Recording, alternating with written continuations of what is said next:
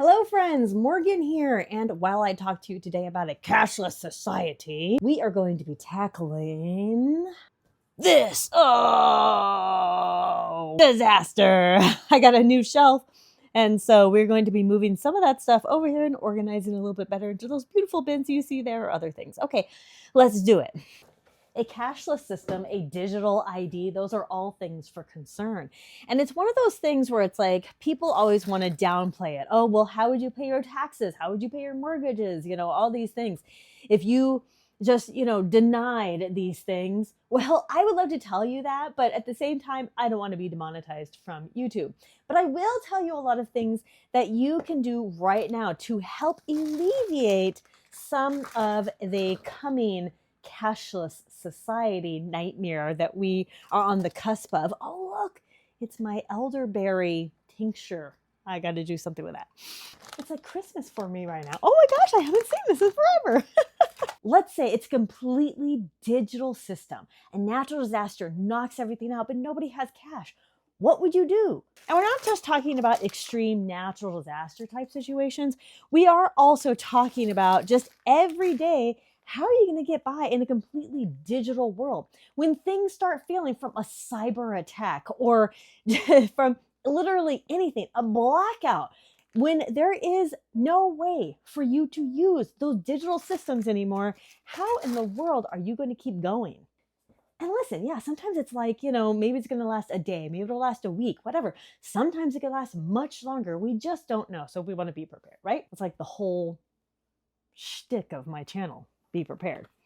Do you know how long I've been looking for this? A long time.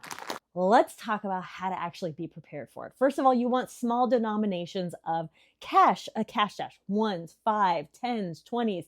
These kinds of small denominations. They're easy trade value, easy to use if you have to go into a grocery store, a gas station or something, and you need to pay with cash because the digital system is down for whatever reason.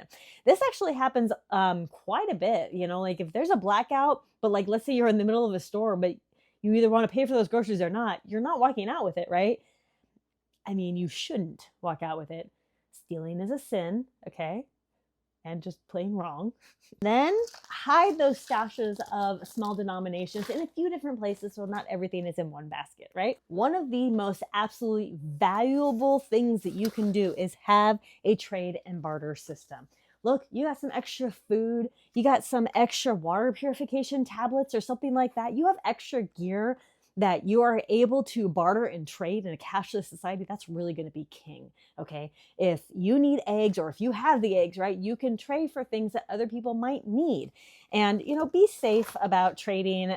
There's a lot of risk when it comes to trading. So you just don't want to put yourself in a dangerous situation. I have so many glasses cases. I don't wear glasses anymore. My kids wear glasses. Oh my gosh.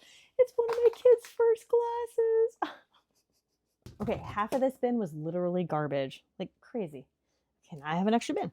Tradables are things like lighters and batteries, first aid, hygiene options, these kinds of things, pantry goods. Food and water can also be, really valuable. Of course, people need food and water. Small skills can be tradable, like sewing and repairs and sharpening and even cooking if you want. Just little skills here and there. Repairs is going to be a highly sought after skill. And then hyper local networks, so like your neighbors and your coworkers and, your just literally small network of people that you can get together and trade with is one of your best resources. Digital money requires digital devices, right? So if there's blackouts or anything like that, and you don't have digital currency or anything like that, you can use, like you have your own battery backup or off-grid systems, whether you have a generator or a battery backup like this or some other thing like it. It's really helpful for you to be able to power your own stuff, but for you to also access any other digital things that you need to access for your own personal needs, okay? So while you may have the small denominations and the barterable skills and the barterable stuff, now you want to have access to your stuff here at home, so you have your off-grid methods, okay? As I tell everyone, you need to get online and start printing, baby. Start printing everything. If I look something up and I'm like, I'm probably going to do this one day, or I want to do it right now, and I love this recipe, I'm going to print it. Or this DIY, or this how-to or whatever, I'm going to print it and I'm going to put it in a binder. These all have protective sleeves on it, and I'm going to print it, put it in a binder. And this is my off-grid binder. So while I do have like a little internet in a box that I can access and has a ton of information, I also have stuff that I really like, that it's printed out. Of course, obviously, I still have tons of books and stuff like that. It's both. It's not either or. You could have stuff on USB drives or, battery backups or whatever, and you could have that digital stuff downloaded. You can have DVDs. You can have all this stuff as long as there's some way that you can power it and access it, right? And you can also have your physical copies of books and printables, and of course, your printed documents, your emergency disaster plans, and things like that. I'm able to see some area of shelf that I haven't been able to see in a year at least. So I'm going to keep working on this. But basically, when it comes to a cashless society, we want to keep in mind a few things. You want cash in small denominations. If you feel comfortable, you can also do, like gold and silver, other precious metals like that, because some people will find that valuable. You just don't know. Of course, there are other things like that you might want for protection, of course, because when it comes to a cashless society, and if anything were to go down to take down that digital world, you're going to definitely want protection. Okay, so that's the very last thing I want to say.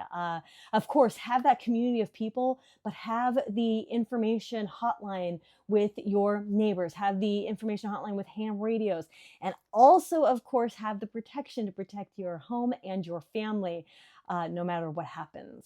In the end, physical assets of any kind are going to reign supreme. So get those physical assets. Let me know if you have any questions. I have a bunch of checklists down below in the description on my website, so check them out at roguepreparedness.com. Thank you all so much for watching. Conquer tomorrow by preparing today. If you have any questions, comments, or anything, I would love to hear them in the comments. I'll talk to you later. Bye.